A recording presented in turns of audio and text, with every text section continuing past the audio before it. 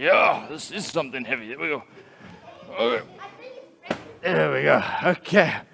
Need someone else over here. There we go. Where's the camera? There we go. And there we go. Now, we are going to listen to a story this morning. So children, let's rub our ears. Let's get our ears ready. And the adults, let's rub our ears. Our ears might need more rubbing, let's be real. The hearing goes quick. There we go. Now, we're ready for the story. So, here we go. The story begins with a mouse called Christopher. And it's all about him trying to find the evergreen wood. So, once upon a time, there was Christopher. And he was looking around at his home called the dark wood. And he was thinking to himself, the dark wood's not looking so good. The beautiful stream which used to run through it is now all brown and yucky. It's got weird green bubbles in it. And the trees that used to be so big and strong, a lot of them have now been chopped down. And the wind blows through the trees and it's taken away all the nice soft earth. And so the burrows that the mouse have made their homes in are now hard and dry. And Christopher thought to himself, do you know what's worse? Hawks and owls are getting more and more. And hiding's a lot harder these days. And as he was thinking to himself about all this, he saw something. He saw something in the forest, in the dark wood. It was a notice on a tree. And the notice said, dark wood sold for development. All the creatures of this wood are invited to make the long journey to the evergreen wood, where they may live in peace and safety. And Christopher took the notice down and he read all the writing at the bottom, and it said it had been written by the king of the evergreen wood. And so Christopher got all excited and he ran home to tell his wife and his kids. And there was his wife, and he got home and he told his wife, he said, look at the notice, look at the notice. Our home, the dark wood, it's going to be destroyed. But we can go. We can make the long journey to the evergreen wood. Come on, let's go. Let's pack up everything. Let's get ready to go. But his wife, Christina, she said, stirring the soup, poppycock. No. I don't have time for that. There's no way the dark wood will be destroyed in my lifetime. No time for that. And Christopher's children, they said, will there be swords and spears to play with in the evergreen wood? And Christopher said, no, there won't be any. There's none of that in the evergreen wood. So the kids said, well, sounds kind of boring then.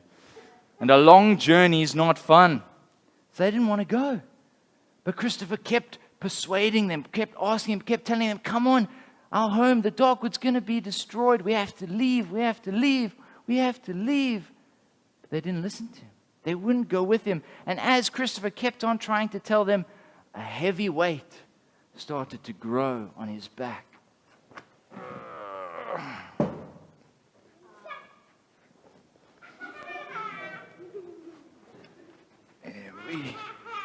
Here we go. A heavy weight of sadness started to grow on his back. Nobody would go with him.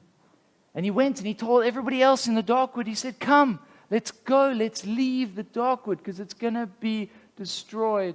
Nobody would listen. Nobody would go with him. And you know what's worse? He didn't know the way to go. He didn't know how to get to the evergreen wood. But just then, he saw someone coming down the path. And it was a mouse, but it was a weird-looking mouse because he had glowing red eyes. But the mouse looked at him, and he was smiling, like he knew Christopher. And the mouse said, why are you so sad, Christopher? And Christopher said, because no one will leave the dark wood with me. And I've got this heavy burden on my back. And worst of all, I don't know where to go. And so the mouse with the red eyes said, look, Christopher, look across the hills. Do you see a small, narrow gate? And Christopher looked. He looked across the hills. He looked. And he said, I think I see it. I think I see the narrow gate. And the mouse with the red eyes said, "Go, stay on this path, and you will reach the narrow gate, which will lead you to the evergreen wood." So Christopher said, "Okay, great." So he grabbed everything and he started running. He started running towards the narrow gate. But as he was running, everybody in the dark wood shouted out after him, "Don't go, Christopher." His wife said, "Don't go." His kid said, "Where are you going, Dad? Why are you leaving?" And everybody in the dark wood said, "Don't go." But he kept running to get to the evergreen wood. And as he was running across the fields, 2 bunnies came alongside him. They said, "Where are you going? Where are you going, Christopher? Where are you going? What's the hurry?" The one bunny's name was Sickle, and the other bunny's name was Fickle. And so Christopher said to Sickle and Fickle, he said, "I'm going to the evergreen wood. We've got to leave because the dark wood's going to be destroyed."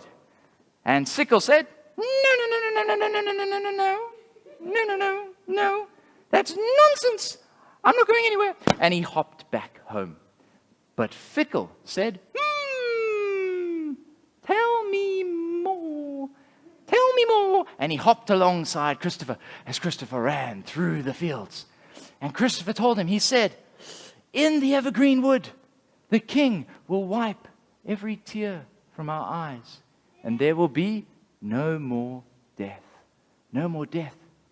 And Fickle said, "That sounds great. Let's go, Christopher. Let's go. This sounds great. Let's go to the evergreen wood. Let's go." "Why are you so slow, Christopher? Come on, I'm a bunny. I can go. Let's go." But Christopher said, "Oh, I'm going as fast as I can because this heavy weight, this heavy burden on my back, it slows me down. I can't go any faster. I can't go any faster." But then they continued traveling together slowly across the fields, going as fast as Christopher can. And then as they were getting further through the fields, suddenly they fell and they tumbled down a hill into a stinky, miry, yucky swamp. Into a swamp. And Fickle fell into the mud. And Christopher fell into the mud. And he was sinking because of the heavy burden on his back. He was sinking deeper and deeper into the mud. And he couldn't get out. And he cried out, "Help! Help! I'm sinking. And I can't get out. I can't get out." And then,